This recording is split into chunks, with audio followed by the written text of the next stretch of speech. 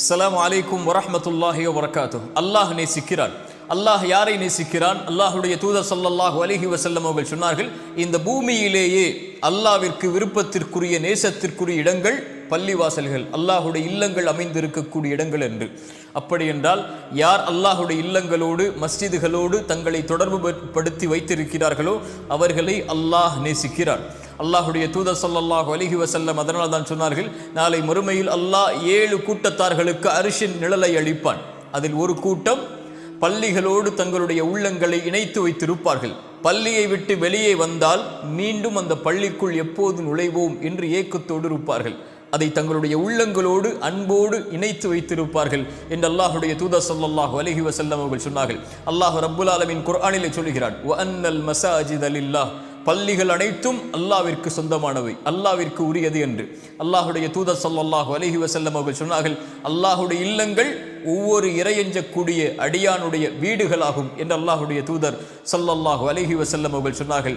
அதனால் தான் சொன்னார்கள், அல்லாஹுடைய தூதர், யார் இந்த பூமியில் அல்லாஹுடைய இல்லத்தை அமைப்பாரோ அல்லாஹ் அவருக்கு சொர்க்கத்திலே ஒரு வீட்டை அமைப்பான் என்று அல்லாஹுடைய தூதர் ஸல்லல்லாஹு அலைஹி வஸல்லம் அவர்கள் சொன்னார்கள். அல்லாஹுடைய தூதர் அதை நிர்வகிப்பவர்களுடைய சிறப்புகளை சொன்னார்கள். யார் நாளை வறுமையில் அல்லாஹ் ரப்புல் ஆலமீன் அழைப்பான், என்னுடைய அண்டை வீட்டார்கள் எங்கே, என்னுடைய அண்டை வீட்டார்கள் எங்கே என்று மலக்குகள் கேட்பார்கள், யா அல்லாஹ் யார் உன்னுடைய அண்டை வீட்டார்கள் என்று.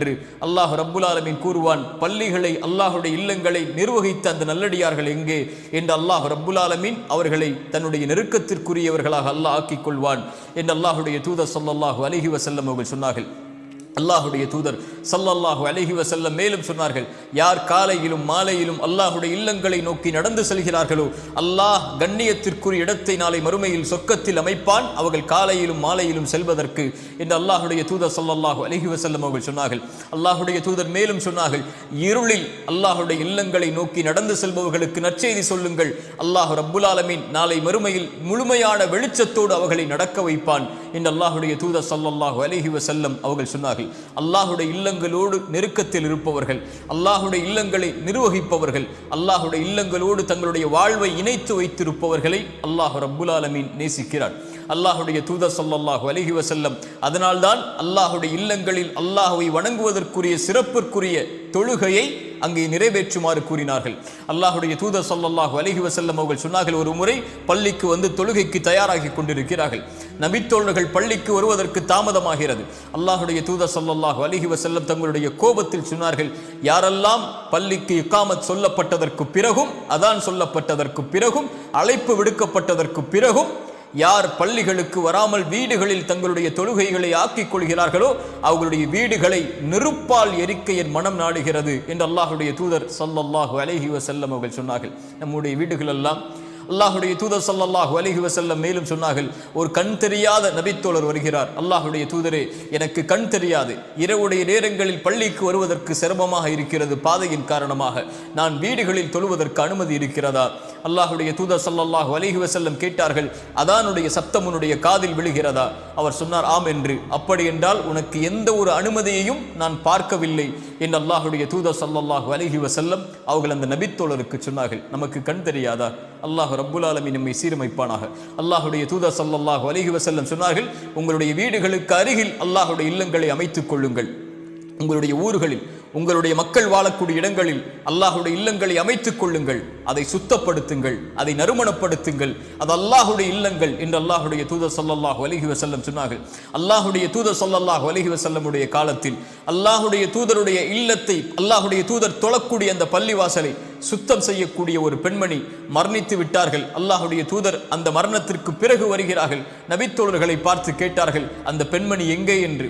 நபித்தோழர்கள் சொன்னார்கள், அல்லாஹுடைய தூதரே, அல்லாஹுடைய இல்லத்தை சுத்தப்படுத்தி அந்த பெண்மணி மரணித்து விட்டார்கள், அவர்களை அடக்கம் செய்து விட்டோம். அல்லாஹுடைய தூதர் கூறினார்கள், எனக்கு தகவல் கூறியிருக்க கூடாதா, எங்கே இருக்கிறது அந்த மன்னரை என்று கூறி அல்லாஹுடைய தூதர் அந்த பெண் அடக்கம் செய்யப்பட்ட இடத்திற்கு சென்று அவர்களுக்காக துஆ செய்தார்கள். ஏன்?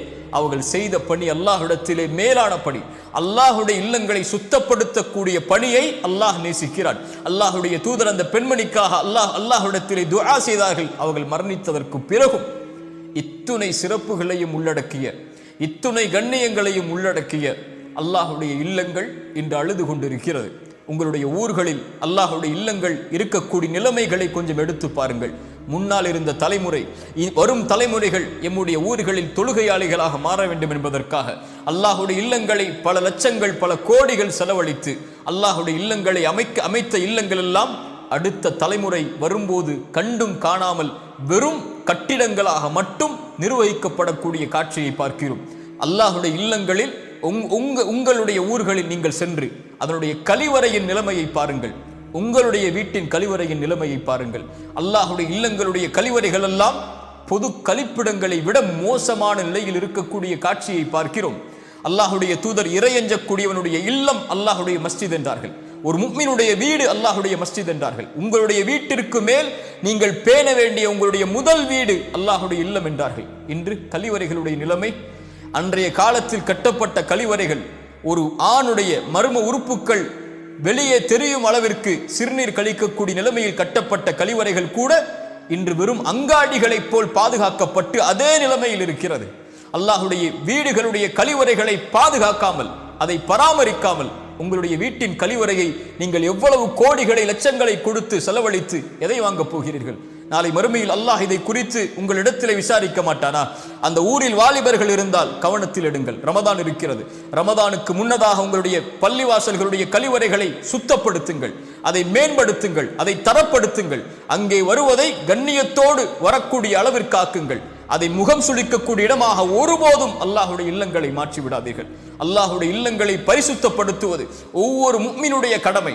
ஒவ்வொரு ஊர்வாசிகளாக வாழக்கூடிய உங்கள் எல்லோர்கள் மீதும் கடமை. வாலிபர்களே, அதை உங்களுடைய தலையான பணியாக எடுத்து அல்லாஹுடைய இல்லங்களுடைய கழிவறைகளை ஒவ்வொரு வாரமும் ஒவ்வொரு நாளும் ஒவ்வொரு வக்திற்கும் அதை சுத்தப்படுத்தக்கூடிய பொறுப்பை எடுத்துக் கொள்ளுங்கள். அல்லாஹுடைய பள்ளிகளை நிர்வகிக்கக்கூடியவர்களுக்கு ஒரே ஒரு செய்தியை கூறிக்கொள்கிறேன். அல்லாஹுடைய பள்ளியில் இந்த பூமியில் அல்லாஹ்விற்கு நேசத்திற்குரிய இடத்துடைய நிர்வகிக்கக்கூடிய நீங்கள் உங்கள் பள்ளிகளில் அல்லாஹுடைய இல்லத்துடைய தொழுகையை நடத்தக்கூடிய இமாம்களுக்கு என்ன கண்ணியத்தை கொடுத்திருக்கிறீர்கள்? இந்த தலைப்பை நான் எடுப்பதற்குரிய காரணமே அதுதான். அடுத்த தலைமுறைக்கு பள்ளிவாசல்களுடைய இமாம்களை கிடையாது. இதை இந்த தமிழ் சமூகம் புரிந்து கொள்ள வேண்டும். அல்லாஹுடைய இல்லங்களில் நிர்வகிக்கக்கூடியவர்கள் கவனத்தில் எடுத்துக் கொள்ள வேண்டும். இதை ஒரு எச்சரிக்கையாக சொல்லவில்லை, ஒரு அன்பின் அறிவுரையாக கூறுகிறேன். அடுத்த தலைமுறைக்கு இந்த பள்ளிகளுடைய இமாம்கள் என்ற தரத்தில் இருக்கக்கூடிய ஒரு சமூகம் உருவாகவே செய்யாது. ஏன்? அந்த இமாம்களை நீங்கள் எந்த கண்ணியத்தில் வைத்திருக்கிறீர்கள் என்பதை பொறுத்துதான் அடுத்த தலைமுறை அந்த இடத்திற்கு வரும். உங்கள் வீட்டில் வேலை பார்க்கக்கூடிய ஒரு வேலையாளின் சம்பளம் கூட இன்று பள்ளிகளில் தொழுகை நடத்தக்கூடிய இமாம்களுக்கு கிடையாது. அவர்களுக்கு வீடு வாசல் இல்லையா? அவங்க வீட்டின் வாடகை எப்படி கொடுப்பார்கள்? அவர்களுடைய குழந்தைகளை எப்படி படிக்க வைப்பார்கள்? அவர்களுடைய குடும்பத்தார்களை எப்படி அவர்கள் பராமரிப்பார்கள்? ஒரு ஏழையின் தரத்தை விட ஒரு இமாமின் தரம் கீழே இருந்தால் அடுத்த தலைமுறை அந்த இடத்திற்கு வருவதற்கு எப்படி ஆசைப்படும்? கண்ணியத்துக்குரிய என் அன்பு சகோதர சகோதரிகளே, உங்களுடைய ஊர்வாசிகளே, உங்களுடைய ஊரின் இமாமின் பொருளாதாரத்தின் தரத்தை நீங்கள் மேம்படுத்தி கண்ணியத்துக்குரிய இடத்தில் அவரை வைத்தால் மட்டுமே அடுத்த தலைமுறை அந்த இடத்திற்கு வருவதற்கு முயற்சி செய்யும். இல்லை என்றால் அடுத்த தலைமுறை பள்ளிவாசல்களுடைய இமாம்களினுடைய இடத்தை நிரப்பாமல் பள்ளிகள் அனைத்தும் முழுவதும் நிர்வகிக்கப்பட முடியாத அளவிற்கு காலியாகிவிடும். அல்லாஹ் அந்த நிலைமையிலிருந்து நம்முடைய சமூகத்தை பாதுகாப்பானாக. அல்லாஹ்விற்கு விருப்பத்திற்குரிய இடங்கள் அல்லாஹுடைய இல்லங்கள். அதை சுத்தப்படுத்துவது நம்முடைய கடமை, அதை பராமரிப்பது நம்முடைய கடமை, அதை நிர்வகிப்பது நம்முடைய கடமை. அல்லாஹ் ரப்புல் ஆலமீன் குர்ஆனில் நிர்வகிப்பவர்களுடைய தன்மைகளை சொல்லுகிறான். அவர்கள் யார்? அல்லாஹுவை நம்பிக்கை கொண்டவர்கள், மறுமையை நம்பிக்கை கொண்டவர்கள், தொழுகையாளிகள், ஜகாத்தை கொடுப்பவர்கள், அல்லாஹுவை தவிர வேறு யாரையும் அஞ்சாதவர்கள் என்ற வீரர்களை அல்லாஹுடைய இல்லங்களை நிர்வகிக்கக்கூடிய தகுதிக்கு அல்லாஹ் கொண்டு போய் சேர்க்கிறான். இன்று அல்லாஹ் ரப்புல் ஆலமீன் நம்மை பாதுகாப்பானாக. இந்த தலைப்புக்குள் நான் இதை பேசி இருக்கக்கூடாது, ஆனால் என்னுடைய உள்ளம் அதை வெளிப்படுத்த ஆசைப்பட்டது. அல்லாஹுடைய இல்லங்களோடு தொடர்பு பட்டிருக்கக்கூடியவர்களை அல்லாஹ் ரப்புல் ஆலமீன் நேசிக்கிறான். இந்த பூமியில் அல்லாஹ்விற்கு விருப்பத்திற்குரிய இடங்கள் அல்லாஹுடைய இல்லங்கள். அல்லாஹுடைய இல்லங்களோடு தங்களுடைய உணர்வுகளையும் சிந்தனைகளையும் எண்ணங்களையும் உள்ளடக்கி இருக்கக்கூடிய மனிதர்களை அல்லாஹ் ரப்புல் ஆலமீன் நேசிக்கிறான். அல்லாஹ் அந்த கூட்டத்தில் என்னையும் உங்களையும் ஆக்கட்டும். அஸ்ஸலாமு அலைக்கும் வரஹ்மத்துல்லாஹி வபரகாத்துஹு.